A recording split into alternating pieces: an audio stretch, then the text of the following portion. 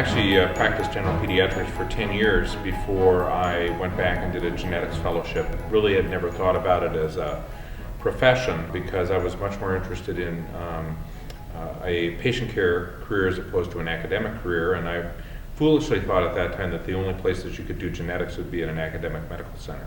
Any pediatrician is going to encounter children that have genetic conditions, and in some cases these were children who had been diagnosed by geneticists, and I was caring for them in conjunction with the geneticist. But in other cases there were children that were presenting to me that had an unusual constellation of birth defects or other types of problems where I would pull out my trusty copy of Smith's Recognizable Patterns of Human Malformation, kind of page through and say, gee, I wonder if I can figure out what's going on. And so I had some opportunities to explore what it would be like to be a geneticist from the perspective of diagnosis, and then trying to understand for those children that did have a diagnosis, what would I have to do differently as a pediatrician to care for those children's special needs.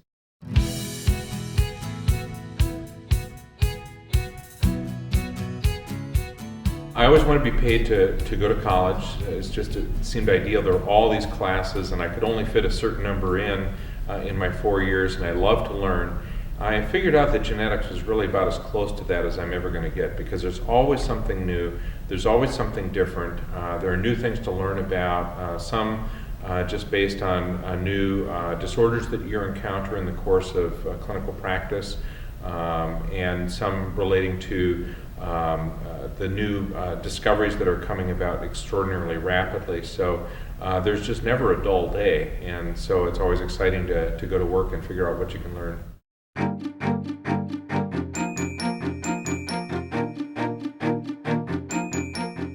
When I first started genetics, I was doing a very traditional pediatric genetic practice where I would see children with birth defects, intellectual disabilities, single gene genetic disorders, that type of thing.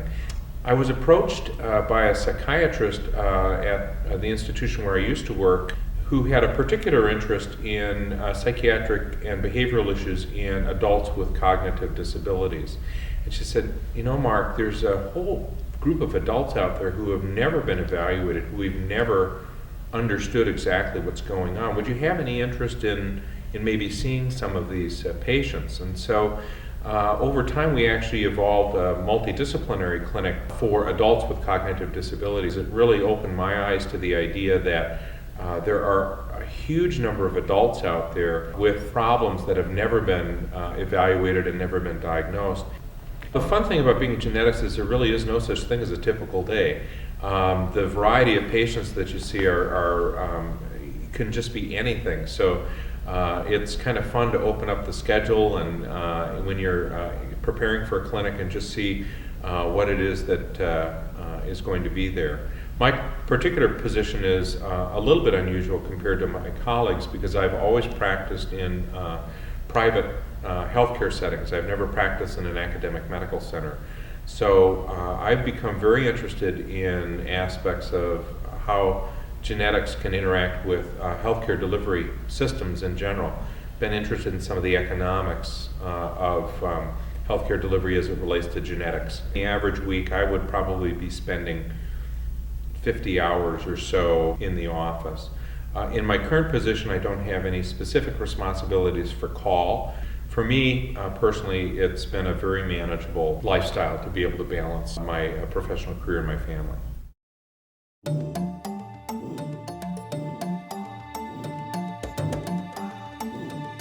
It's such an exciting time, not only from the perspective of learning new things, but also for the opportunity to actually participate in discovery. So even though I was a geneticist that was working by myself in a private healthcare system where there were no other geneticists and we weren't associated with an academic medical center, I was able to identify patients or families that had something interesting where I was able to collaborate with a colleague who was doing research and was able to participate in gene discovery and new knowledge about how genetics really works.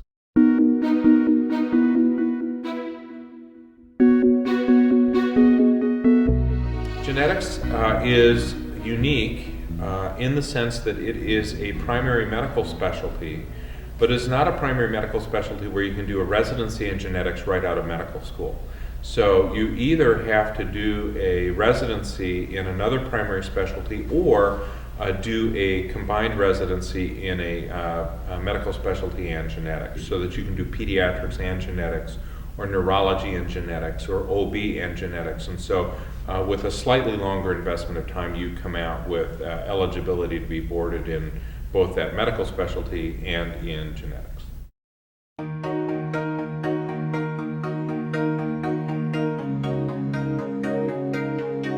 I think there's lots more opportunities now to practice genetics in more traditional healthcare delivery settings. And this is where you really have an opportunity to teach your colleagues about what genetics is and try and improve the systematic delivery of what it is that we know. I think it's the most intellectually exciting field of medicine that there is. I think if you're interested in solving puzzles, if you're interested in mysteries, if you're interested in trying to dig and figure things out, this is the profession for you. If you're interested in being able to contribute to knowledge, whether you're a clinician or whether you're a basic science researcher, there's no better opportunity to do that than in genetics.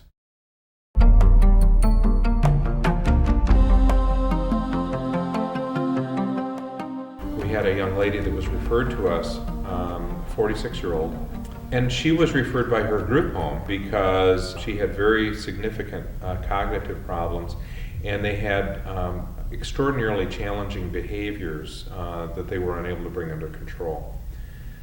When I reviewed her chart and then saw the patient, I knew that she had Angelman syndrome, and we were able to confirm that she had that diagnosis. And what we were also then able to do, because we knew that most patients with Angelman syndrome have seizures, was we did an EEG, found out that she had seizures, and realized that what was being characterized as a behavior was actually seizures. And in fact, when we brought her seizures under control, the behavioral problem was resolved. Now that was very gratifying, but what the most moving experience of this was to sit down with her parents, who were in their late 60s, and sit down and explain to them that we now knew what had caused their daughter's problems. And it was shocking to me because both of the parents just suddenly started sobbing uncontrollably. And after they, were able to kind of calm down and pull themselves together, I said, could you explain to me why this? She said, well, you don't understand. When she first started to have problems, the doctors say, well, it must have been something during the pregnancy that caused this. And so we've always assumed that it was something that we did that caused our daughter to be the way she is. And now you've told us that you now understand, and it wasn't something that we had done, and that you've actually made our daughter better because we're treating her more appropriately. You don't understand how much that means to us.